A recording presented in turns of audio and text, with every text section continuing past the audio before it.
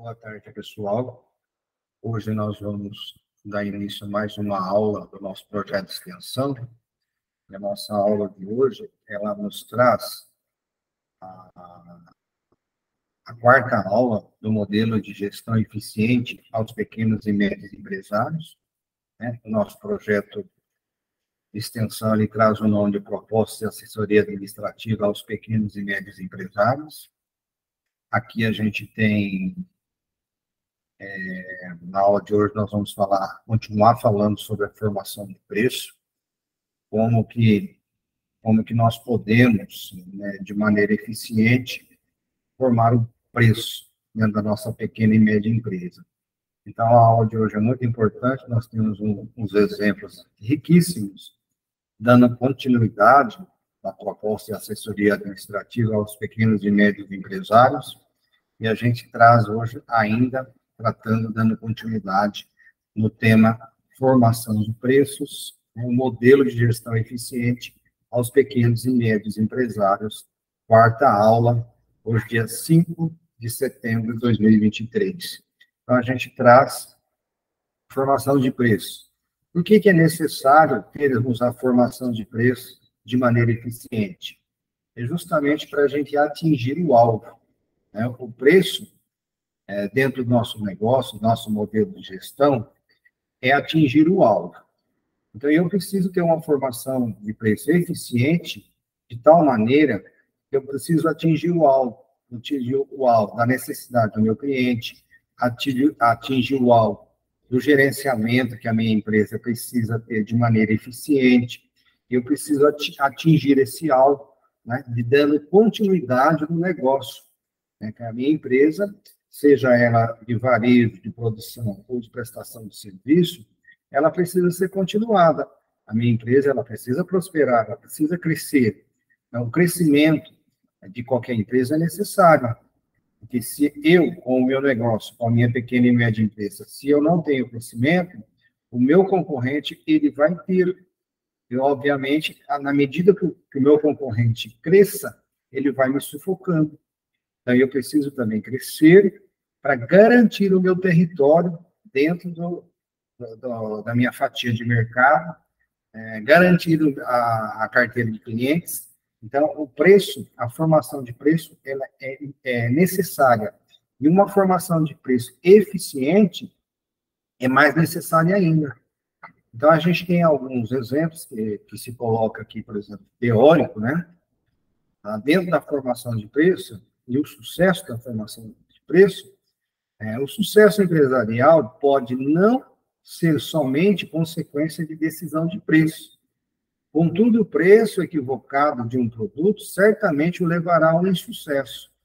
Então, a decisão de formar o preço de maneira eficiente, correta, dentro de um patamar de preço de mercado, para que o meu produto possa concorrer de igual para igual com o meu concorrente, igual por igual, ou até mesmo de maneira mais eficiente. Para eu pensar em estratégia, eu preciso demonstrar algum diferencial.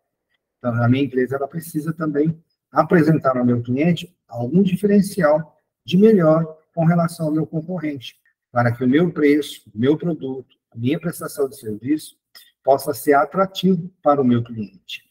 Porque o cliente quer valorizar o recurso dele.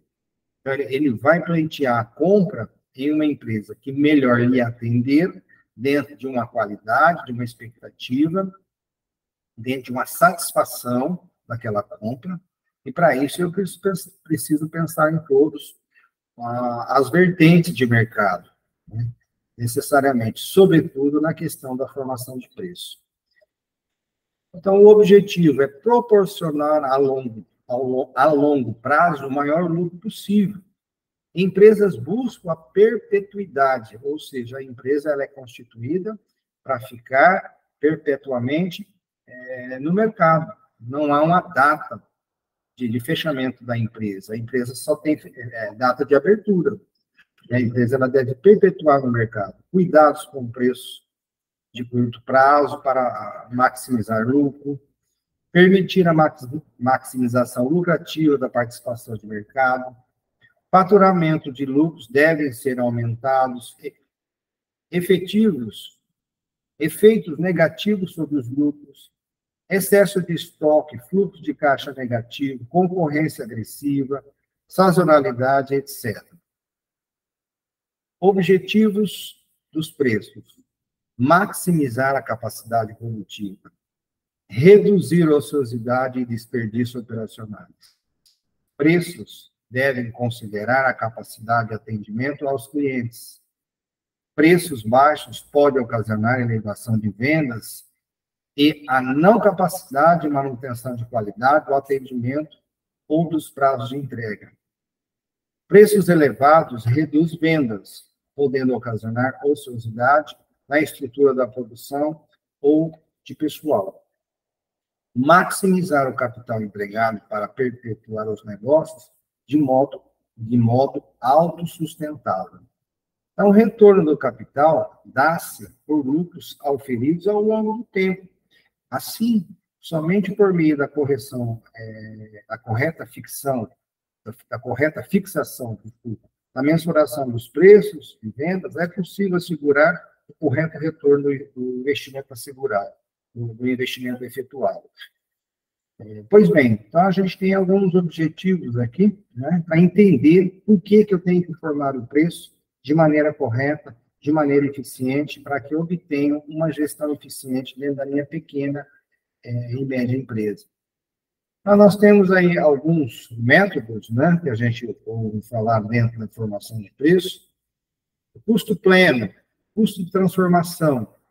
Então, qual é o método de formação de preço? Se eu coloco aí a teoria do custo pleno.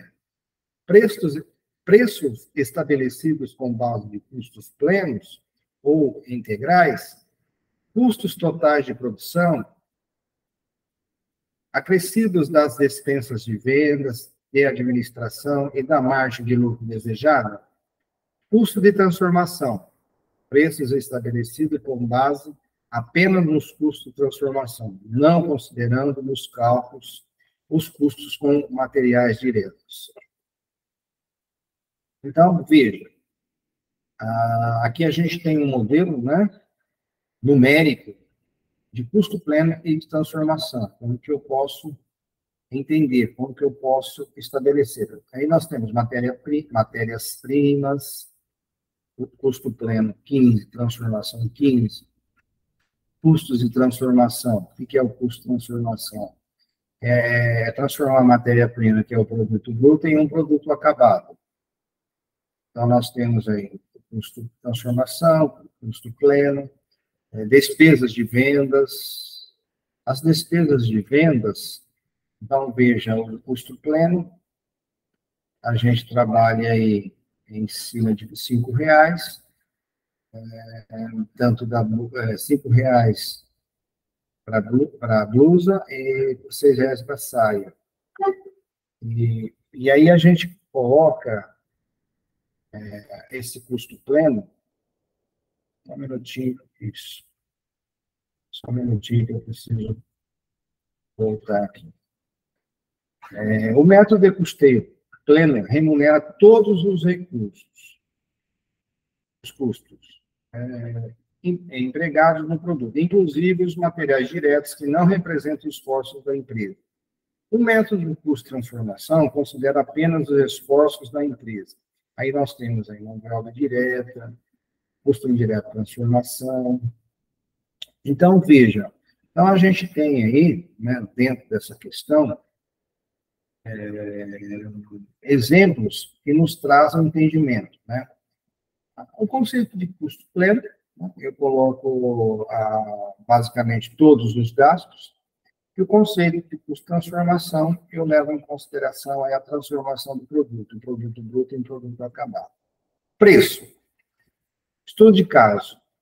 Aí nós temos alguns dados financeiros da empresa Catalunha, que estão apresentados na tabela a seguir. Sabendo-se que a empresa sempre fabrica e vende 15 mil unidades por ano, que deseja obter anualmente um lucro de 3.600. Qual deveria ser o preço praticado pela empresa? Considere a isenção de impostos. É um exemplo hipotético, é um estudo de caso hipotético. Então, aqui a gente tem alguns gastos aqui na descrição de mão de obra direta, despesas administrativas, seguro da loja, salários, encargos de vendedores, aquisição de uma nova loja, depreciação de imóveis lá no setor fabricação, matéria-prima, seguro da fábrica, salários e encargos sobre abril, embalagem, energia elétrica da fábrica. Então, aqui a gente tem, basicamente, essas continhas que retratam a nosso itinerário de gastos dentro da nossa empresa. E aí, por aí, a gente coloca, né, para vocês essa experiência de querer transformar a nossa empresa numa empresa que possa prosperar, né, tendo em vista a formação de preço eficiente. Pessoal, um grande abraço, fiquem com Deus, até a próxima aula.